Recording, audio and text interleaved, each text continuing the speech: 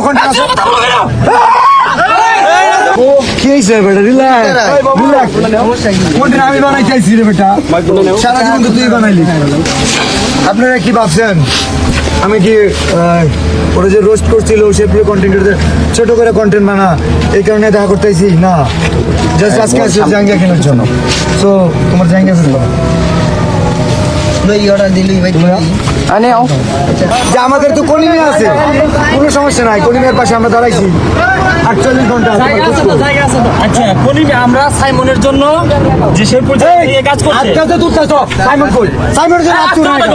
সাইমনের জন্য হাত তোলে না কেন? আমি তোমার বলি আমি না করছি সাইমনের জন্য কোনো কন্টেন্ট আছে?